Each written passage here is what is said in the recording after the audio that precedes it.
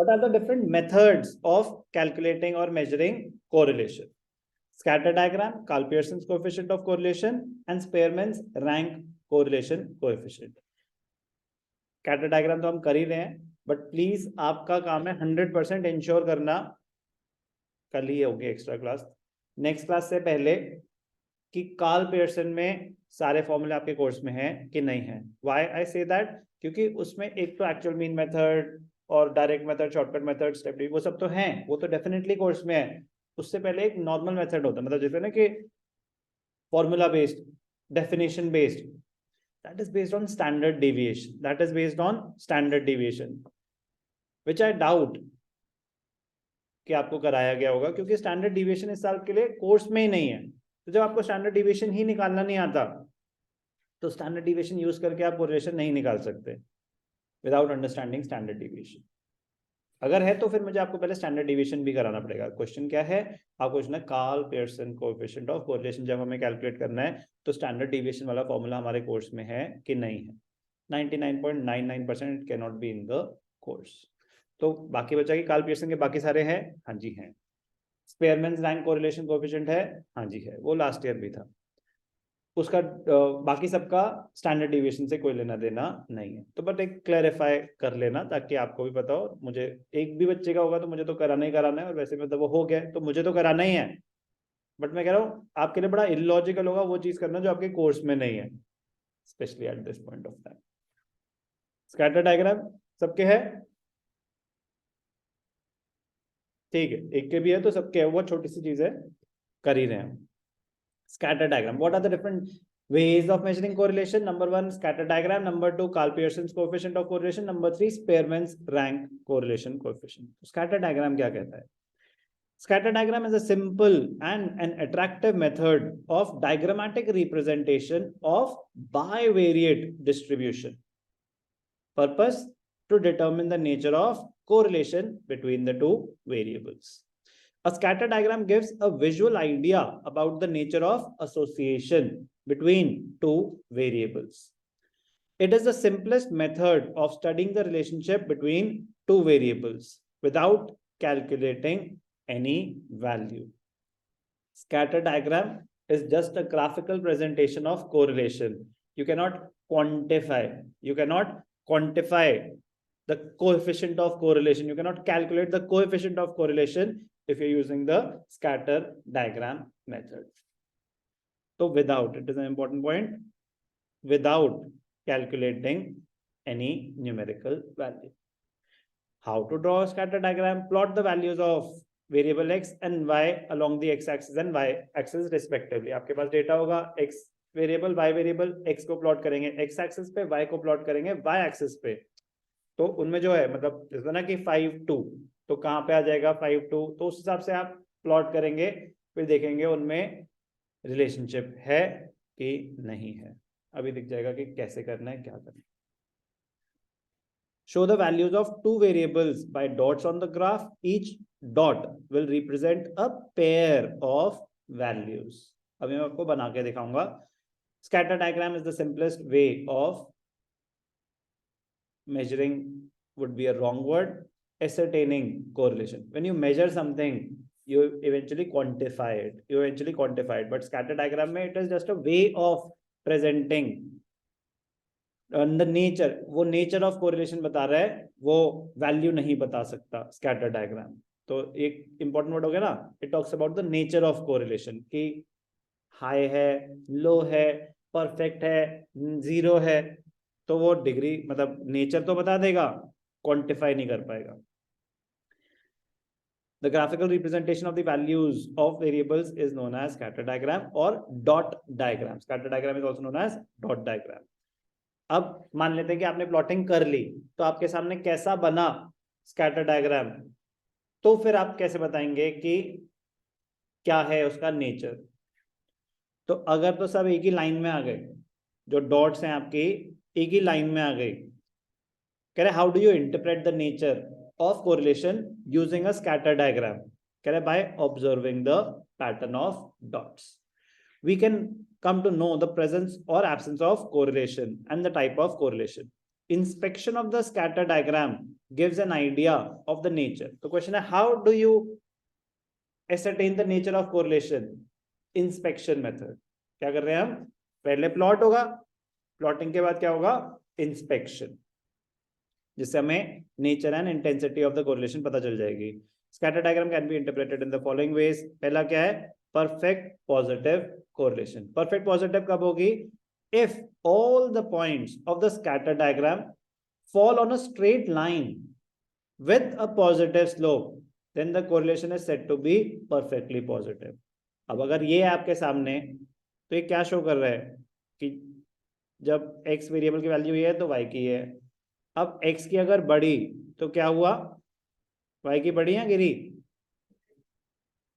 तो ये तो हमने बोला. अब यहां से यहां आएंगे तो अगर x की गिरी तो y की बढ़ी या गिरी? तो ये परफेक्ट है. तो परफेक्ट कोरिलेशन क्या होगा कि परफेक्ट होगा, एक लीनियर रिलेशनशिप है. परफेक्ट बताएगा लीनियर, पॉजिटिव बताएगा सेम डायरेक्शन. क्लियर? तो if the points of the scatter diagram fall on a straight line with a positive slope, it is a perfect positive correlation. Positive slope ऐसी होगी. Negative, ये inverse relationship है कि ये जितना high है x की वैल्यू उतनी लो है, ये जितना लो है एक्स की वैल्यू उतनी हाई है. तो ये नेगेटिव कोरिलेशन हो गई. स्ट्रेट लाइन पे तो है, परफेक्ट तो है, बट ये लाइन तो है स्ट्रेट लाइन, तो लीनियर रिलेशनशिप तो है, बट पॉजिटिव नहीं है, नेगेटिव है. If all the points of a scatter diagram fall on a straight line, so straight line will tell you about the whether the curve is linear or non-linear. तो straight line है तो linear है, linear है तो perfect correlation है. Positive है negative है? Upward sloping तो पॉजिटिव, डाउनवर्ड स्लोपिंग तो नेगेटिव. डिमांड कर्व जैसा तो नेगेटिव, सप्लाई कर्व जैसा तो पॉजिटिव. Perfectly negative. अब एक तो हो गया perfect positive, perfect negative. Now positive correlation, upward sloping तो है, जा तो अपवर्ड ही रहे हैं जो हमारी डॉट्स हैं, बट एक लाइन में नहीं है, एक लाइन में नहीं है. बट अगर एक इमेजिनरी लाइन बनाई जाए, अगर एक इमेजिनरी लाइन बनाई जाए तो लाइन के आसपास ही है. लाइन पे होना और लाइन के आसपास होना तो अलग बातें होती हैं.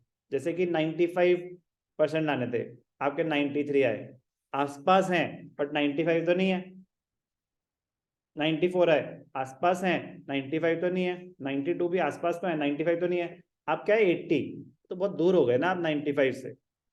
तो पॉजिटिव तो है और बहुत पास है उस इमेजिनरी लाइन के, तो उसको बोलते हैं high degree of positive correlation. Positive तो है, ऊपर तो जा रहे हैं सारे, बट क्या है? लो डिग्री ऑफ पॉजिटिव. तो जो वो इमेजिनरी लाइन, ये अब तो इमेजिनरी लाइन हो गई क्योंकि डॉट्स ने तो कोई लाइन बनाई नहीं. तो आप एक इमेजिनरी लाइन बनाएंगे तो लाइन के आसपास कॉन्सेंट्रेटेड है डेटा, तो high degree of positive correlation. Line से दूर है तो लो डिग्री ऑफ पॉजिटिव कोरिलेशन. अब उसमें मतलब थोड़ा सा इंटरप्रिटेशन आ जाएगा, क्योंकि लो और जीरो में ना बहुत कम डिफरेंस रह जाता है. क्योंकि यही डॉट्स अगर यहां हो जाएं तो ये नो कोरिलेशन हो जाएगी. जितना दूर होते जाओगे लाइन से, आपकी डिग्री ऑफ कोरिलेशन कम होती जा रही है. यार कोई लेना देना नहीं है इनका आपस में. तो मैं कह रहा हूं ना कि अब वो थोड़ा सा और दूर हो गए, तो अब हम कैलकुलेट तो कर नहीं रहे. 0.4 और 0.5 में तो पता चल रहा है, 0.4 और 0.41 में भी पता चल रहा है. बट ये तो इंस्पेक्शन है, आपके हिसाब से ये पास है, किसी और के हिसाब से ये दूर हो सकता है. इन दोनों को आपस हो गया, हाँ सर ये तो पास है, बट सर ये तो दूर दूर है, ये कोई रिलेशनशिप नहीं है. नहीं, लो है, लो है. तो नो डिग्री, नो क्या होगी? कह रहे कोई लेना देना ही नहीं है. कुछ मतलब कहीं पे भी डॉट्स आ रही हैं, कहीं पे भी डॉट्स आ रही हैं, मतलब जो आप प्लॉटिंग कर रहे हो उनका आपस में कोई पैटर्न नहीं बन रहा. अगर कोई पैटर्न नहीं बन रहा तो जीरो कोरिलेशन है. बट अगर आसपास हैं और अपवर्ड डायरेक्शन में जा रहे हैं, बहुत पास पास हैं, तो हाई डिग्री ऑफ पॉजिटिव. दूर दूर हैं बट सब जा रहे एक ही डायरेक्शन में रहे हैं, तो लो डिग्री ऑफ पॉजिटिव कोरिलेशनशिप. डाउनवर्ड है, पास पास है, तो high degree of negative correlation. दूर दूर है, ज्यादा नहीं, बट जब साथ जा सब एक ही डायरेक्शन में रहे हैं, एक डायरेक्शन में जा रहे कि नहीं जा रहे, ये इंपॉर्टेंट रोल प्ले करेगा। अगर एक डायरेक्शन में जा रहे हैं तो कोई तो रिलेशनशिप है। हाई है या लो है, वो उस इमेजिनरी लाइन से कितनी दूर है वो बताएगा। लाइन पे है, परफेक्ट है, लाइन के बहुत पास है। अब ये बहुत पास और मतलब इतने छोटे डायग्राम में ना, मैं कह रहा हूँ वो थोड़ा सा आपको मतलब जैसे कहते हैं ना कि उसमें कोई ये नहीं होता कि देखो देखो ये, अब मैं कह रहा हूँ ना जैसे ये है,